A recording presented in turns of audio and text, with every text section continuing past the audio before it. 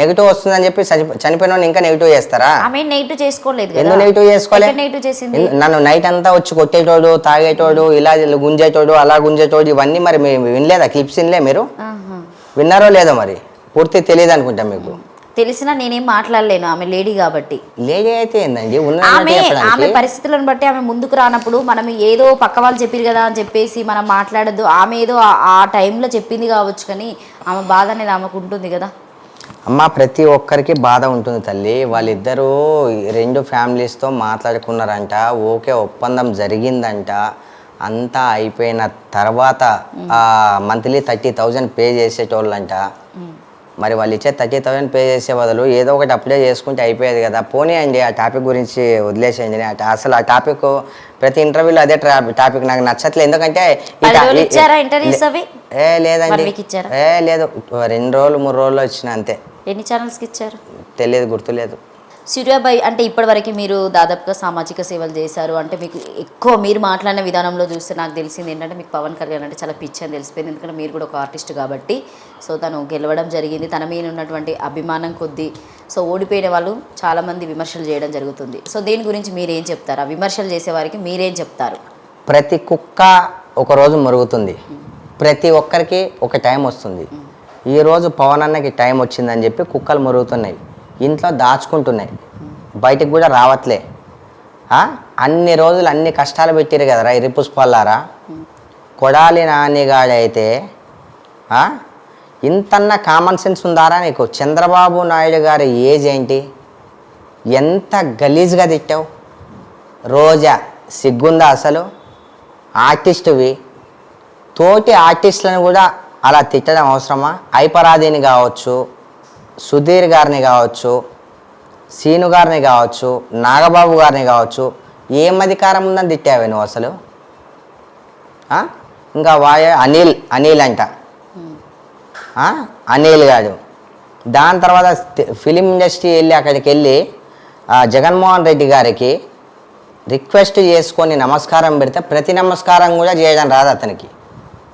అలాంటి వ్యక్తి. అరే చెత్తనా కొడుకుల్లారా, మీ బతుకులేందో ఇప్పుడు తెలుస్తుంది. శ్రీరెడ్డి దానా నీకు కూడా ఆల్రెడీ కౌంటింగ్ స్టార్ట్ అయిపోయింది. నేను చెప్పాను కదా, మంచి మార్గంలో ఉండు, నీకు ఇంకా మంచిగానే ఉంటుంది. లేదు నన్ను గెలుపుతా అన్నావు అనుకో, నువ్వు 1 నెంబర్ అయితే నేను 2 నెంబర్. ఇక నేను కూడా అదే పని, ఇక నీకు నాకే పోటీ, అదే పని, నాకు వేరే పని నేనేం పెట్టుకోను. నువ్వన్నా అక్కడికే దాచుకోవాలి, నేను ఎక్కడ దాచుకోవాల్సిన అవసరం కూడా లేదు. దయచేసి ఇంకొకసారి పవన్ కళ్యాణ్ అసలు పార్టీలాగా చూడండి, ఫ్యామిలీల దాకా వెళ్ళొద్దు. మరీ లోకేష్ గారిని ఎత్తుకుంటే ముద్దపప్పు ఏంటండి అసలు? ఏ పప్పు అయితే నీకేం చేసేది ఉంది రాబాయ్? నీకేం అవసరం అసలు? ఒకరిని తిట్టే రైట్స్ నీకు ఎక్కడివి? నాకు రైట్స్ ఉన్నాయి. తెలుగు ఫిలిం ఇండస్ట్రీ ద్వారా, పవన్ కళ్యాణ్ గారి ద్వారా, నేను కూడా యాక్టర్ని కాబట్టి, నేను కూడా ఓటు వేసాను కాబట్టి, ఓటు హక్కు నాకు కూడా ఉంది కాబట్టి, ఆంధ్రప్రదేశ్లో మా ఫ్యామిలీ మెంబర్స్ ఉన్నారు కాబట్టి, అక్కడ ఓటు వేసారు కాబట్టి, ఆ బాధ్యతతో నేను మాట్లాడుతున్నా. నాకు హక్కు ఉంది మాట్లాడడానికి. మీ పార్టీ పరంగా పార్టీకి చూసుకోండి. ఇలా తిట్టడం ఎందుకు? వాళ్ళ ఫ్యామిలీలో వాళ్ళ ఫ్యామిలీ మరీ వాళ్ళ పేర్లతో సహా తీసుకొని తిట్టడం ఎందుకు? అవసరం లేదు. ఇవన్నీ మానేస్తే మీకు బాగుంటుంది. లేకపోతే చెప్పులతో కొడతారు అందరు వచ్చి ఇంటికి. ఆల్రెడీ అదే అవుతుంది అక్కడ. ఇంకొకసారి పవన్ కళ్యాణ్ అన్న ఎవరైనా విమర్శిస్తే మాత్రం చాలా గలీజ్గా. నెక్స్ట్ ఇప్పుడు వీళ్ళు పిలిచారు కదా, వీళ్ళని పిలిచి మరీ ఇస్తాను నేను. 10 ఛానళ్ళని పిలిచి మరీ 10 ఛానళ్ళకి ప్రెస్ మీట్ పెడతా. మరి ఇక మీ ఇష్టం. సో మొత్తానికైతే పవన్ కళ్యాణ్ గారి మీద ఒక మాట పడనీయరని చెప్పొచ్చు.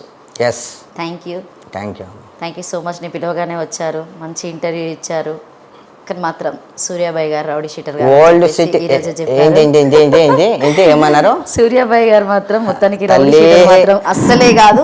సో పాపం మీరు అట్లా తీసుకోకండి. ఎందుకంటే ఆయన చూడ్డానికి అలా కనిపిస్తున్నా కూడా ఆయన వ్యక్తిత్వం, నేను మాట్లాడిన విధానంలో చాలా కూల్ అని తెలిసింది.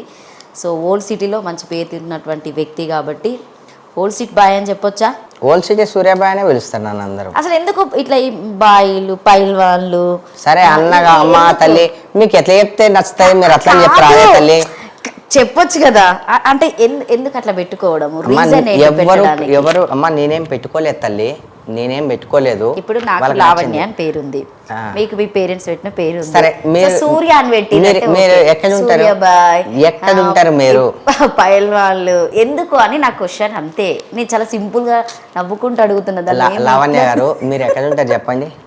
ఇక్కడ ఇప్పుడు కూర్చున్న దగ్గర ఈ ఏరియా పేరేంటి? ఇది ఏరియా ఏమొచ్చింది పేరు లొకేషన్?